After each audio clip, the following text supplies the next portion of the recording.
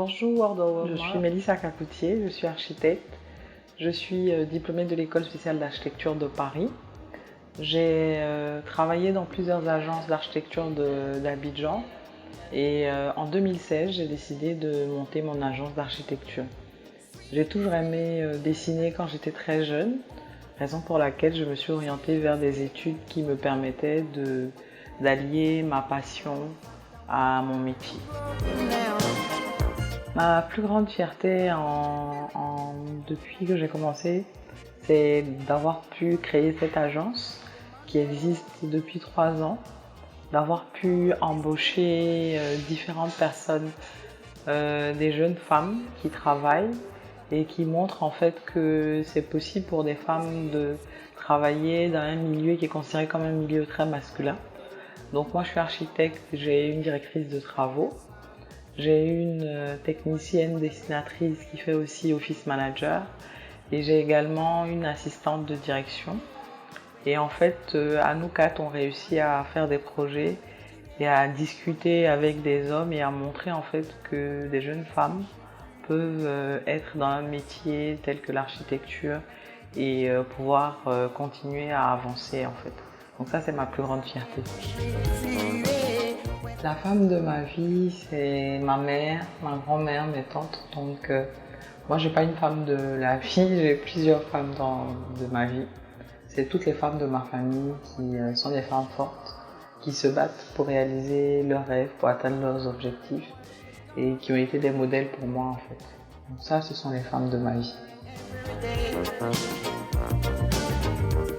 Ma femme architecte préférée, c'est Zaha Hadid. Parce qu'au travers de son architecture, elle a réussi à proposer en termes d'architecture des projets qui sortent de l'ordinaire, de ce qui se fait en termes d'architecture. Elle a réussi aussi en tant que femme à exposer un style d'architecture qui n'était pas commun et aujourd'hui, même après sa mort en fait, ces bâtiments sont toujours reconnaissables dans le monde entier. Les projets d'architecture qui me parlent le plus dans la ville d'Abidjan sont les projets post-indépendance, les projets des années 70. Ce sont toutes les petites villas du quartier de Cocody ou encore les grands projets immobiliers dont les 220 logements. Ce sont des projets en fait qui tiennent beaucoup compte du temps, du climat et qui étaient adaptés en fait aux réalités des populations de l'époque et qui même encore aujourd'hui, en 2020, qui tiennent toujours debout, sont toujours d'actualité. Je décris mon style architectural comme minimal parce que je trouve que le bâtiment n'a pas forcément à s'imposer, mais il doit plutôt s'intégrer à son environnement, il doit travailler avec les éléments. Donc dans les intérieurs, en fait, je les travaille avec des ombres, des lumières, le vent, le sens du vent, la végétation et tout. Donc les intérieurs sont très sensibles. Et au niveau des extérieurs, en fait, je travaille ça de façon très graphique.